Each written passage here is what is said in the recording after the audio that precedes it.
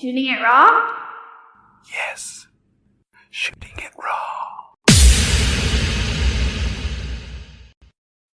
What? This is great. Okay. So the first image I have is I'm assuming it's a selfie of you and this other woman, both of you smiling really warmly.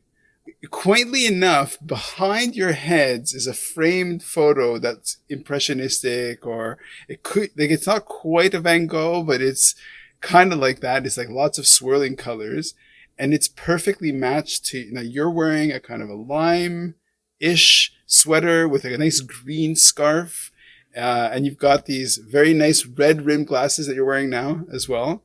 Your expression is really warm and open and so kind and sweet. And then resting tête-à-tête, forehead to forehead, is another face. And I don't know if this woman is recognizable. Like, I feel like I know everybody. So I'm just like, do I know that person as well? But you're holding up a book. Either she is or you are. And it's such a sweet, sweet moment. And the book has a title, The Big Power of Tiny Connections. And Jennash, take it away. What am I looking at? So in January of this year, I published a book, The Big Power of Tiny Connections, How Small Interactions Spark Awesome Outcomes. And I dedicated it to my mom, who passed away 6 years ago. And my mom, basically for the last 30 years, was saying, like, where's the book? Where's the book? Where's the book, Jennifer? Yeah. And I kept saying, what's the book about, Mom? I don't know what the book's about. What book should I write? Are you going to tell me what to write about? I'll write the book when I know what the book's about. And so 2 years ago, at the beginning of the pandemic, I started a writing class, and I wasn't sure we were writing books, but sure enough, we all wrote books. And oh, wow. One of the questions that they asked us was, what makes you you? That's the book you should write. What is your special superpower? Okay. And one of my superpowers is connecting with people almost anywhere, all the time, and turning it into something unexpected and magical. Here we are. And here we are. That's true, because if we share how we know each other, I met your friend Kim while she was sitting in the middle of the Nevada desert crying because she'd lost her mom. And she was debating going to the temple to lay an offering at the temple to her mom. And is that really how we met? Yeah, we met through Kim, didn't we? Yeah, we met through Kim Spencer. Okay, there's a connection, the power of tiny connections I did not realize. Yeah, she said, you must chat with Rand. Right, of course. Now I remember. Sorry, listen. Head trauma, forget lots of stuff. It's all good. And so, anyway, after my mom passed, Sylvia would randomly, I don't think she knows that my mom would do that, but Sylvia started saying, you going to write a book? Are you going to write a book? You going to write a book? Okay. And the woman in the photo with me is Sylvia. So the dedication in my book, I'll read it to you just because I want to get it right. It says, so my book says, for Mom, who always knew I had a book in me, and for Sylvia, who lovingly hounded me long after Mom could not. So Sylvia kept saying, where's the book? Where's the book?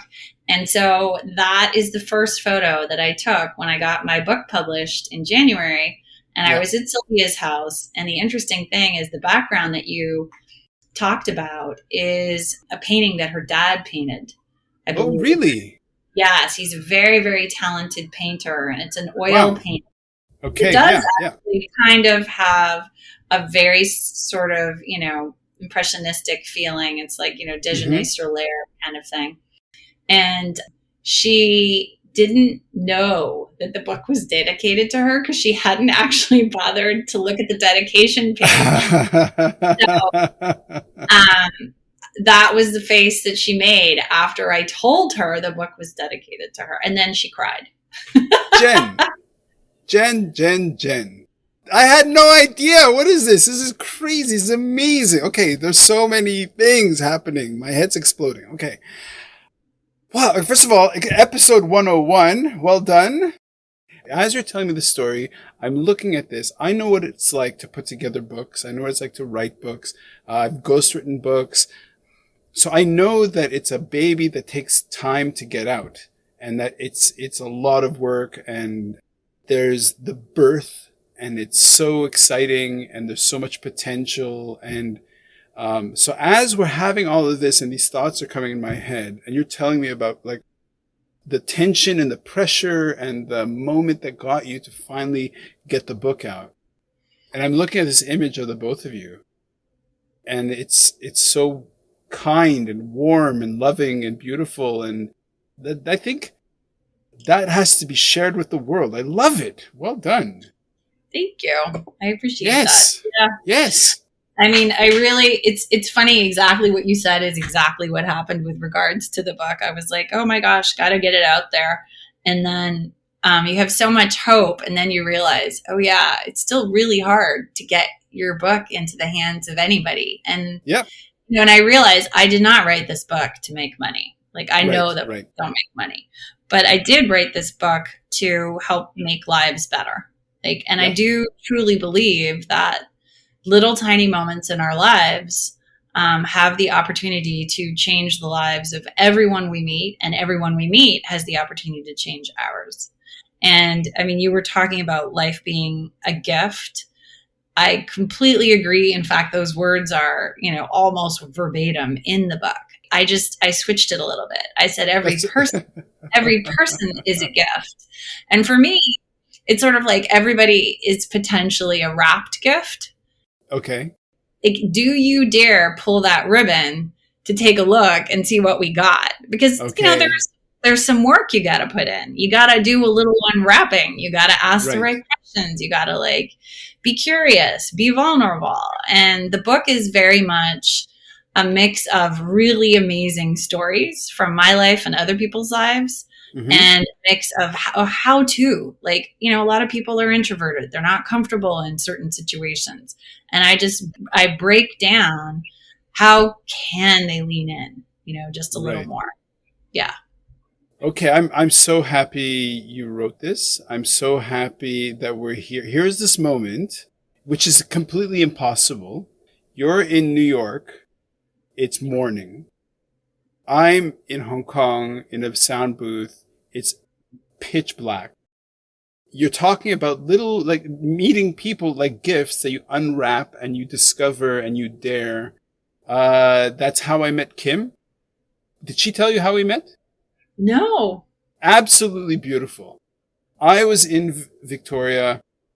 I was living in a frat house of all things, 40 years old, living in a frat house, totally crazy because it was the only room I could get. And one evening, I'm just bored. It's Monday night. So I go to this bar and I sit down. It's empty. It's playing Nirvana songs. So I'm happy. I have French fries or whatever. And then these 5 clowns walk in the room. Actual clowns? Actual clowns, full on makeup, full on the whole, and I'm just staring at them, loving it. And then they're dancing they're going crazy. And after half an hour, I get up and I have to meet these people. So I go over and say what is your story? And who's at the table but Kim, dressed full on clown outfit. And she's it's Monday nights. Luna likes to get dressed up, and here we are. And that's how I met her. And it was just fantastic. You're hi, super hot clown. Well, okay. I couldn't tell because there was a big fro and the crazy glasses, but it's so fun. So fun. That's hilarious. Okay. So your book. Now I asked you to send me 4 images, and I think we can move on to the next image, unless you want to drop one more bomb about your book to really, say the title at least once more so people can have it burned in their ear holes. The big power of tiny connections. I mean, to me, it's the big power of tiny connections. And the nice thing about it is I really struggled picking the title.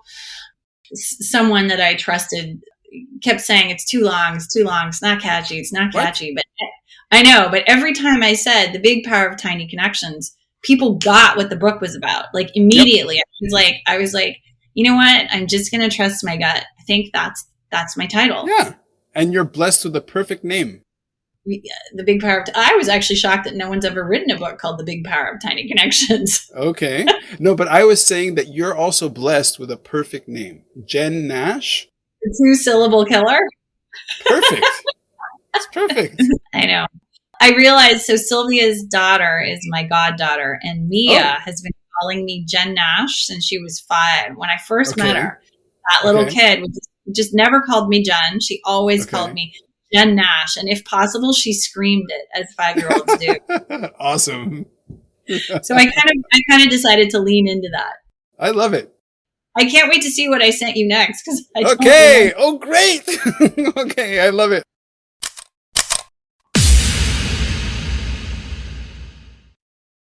So is life really a gift? Really?